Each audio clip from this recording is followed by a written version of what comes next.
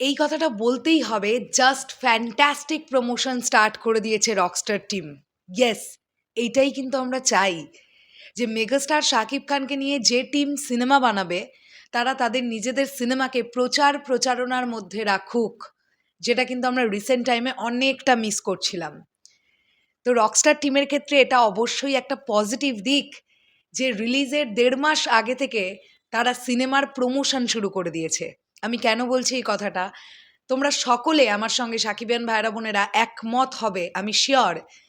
Already বিভিন্ন পত্রপত্রিকা থেকে বা বিভিন্ন যে নিউজ মিডিয়া চ্যানেলগুলো আছে, সেটা হোক চ্যানেল আই বা হোক ৭১ টিভি, তাদের তরফ থেকে অলরেডি ডিরেক্টর আজমান রুশোর ইন্টারভিউ আসা শুরু হয়ে গেছে। দুর্দান্ত লাগছে এই বিষয়টা। এবং এখন আমরা এই ভিডিওতে একটা অত্যন্ত গুরুত্বপূর্ণ বিষয় নিয়ে কথা বলবো, রকস্টার কেন্দ্রিক ডেফিনেটলি। হ্যালো আমার সাকিবিয়ান ভাইরা বোনেরা, চলে এলাম আরও একটা নতুন ভিডিও নিয়ে। আশা করছি তোমরা সকলে খুব ভালো আছো। রকস্টারের গল্পটার একটা ছোট্ট হিন্ট পাওয়া গেছে অলরেডি, ডিরেক্টর নিজেই দিয়েছেন সেই হিন্ট। রকস্টারের গল্পটা একজন রকস্টারের জীবন কেন্দ্রিক গল্প।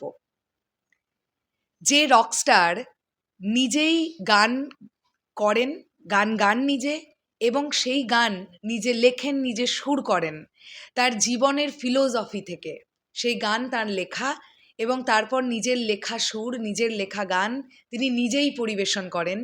এমন একজন রকস্টার হয়ে আসছেন আমাদের মেগাস্টার শাকিব খান। ইন্টারভিউগুলো তোমরা মিস করো না, দুটো ইন্টারভিউ এসছে, আমি তো বলেই দিলাম, একটা ৭১ টিভির তরফ থেকে আর একটা চ্যানেল আইয়ের তরফ থেকে।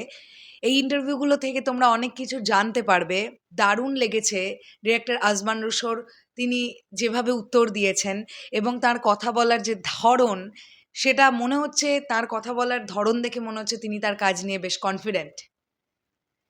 অ্যান্ড একটা কথা প্রত্যেকে বলেন, মেগাস্টার শাকিব খানের ডেডিকেশন লেভেল নিয়ে সবাই কথা বলেন। রিসেন্ট ইন্টারভিউতে আজমান রুশোও সেম কথা বলেছেন। এবং এই সিনেমাটার আরও একটা প্রচণ্ড রকমের প্লাস পয়েন্ট, আজমান রুশো নিজে মিউজিশিয়ান ছিলেন, মানে তিনি একজন ভোকালিস্ট ছিলেন। সেখান থেকে দাঁড়িয়ে তিনি ওই সেকশনটার কমপ্লিট করে বা ওই সেকশনটা থেকে তিনি ডিরেকশনে আসেন। তো একজন মিউজিশিয়ান যখন এই ধরনের একটা মিউজিক্যাল জার্নি ডিরেকশন দেবেন, তখন ডেফিনেটলি বিভিন্ন দিকগুলো পুঙ্খানুপুঙ্খভাবে তিনি নিখুঁত করবার চেষ্টা করবেন, সেটা আমরা ধরতেই পারি। আর সেইখান থেকেই কিন্তু ব্যাপারটা এরকম আসছে যে মেগাস্টার শাকিব খানের সঙ্গে বিভিন্ন ইনস্ট্রুমেন্ট নিয়ে বসা থেকে শুরু করে, বিভিন্ন সময় মিউজিক নিয়ে আলাপ আলোচনা করা থেকে শুরু করে, এই পুরো ব্যাপারটা কিন্তু হচ্ছে। আজমান রুশো তার রিসেন্ট ইন্টারভিউতে ব্যাপারগুলো জানিয়েছেন।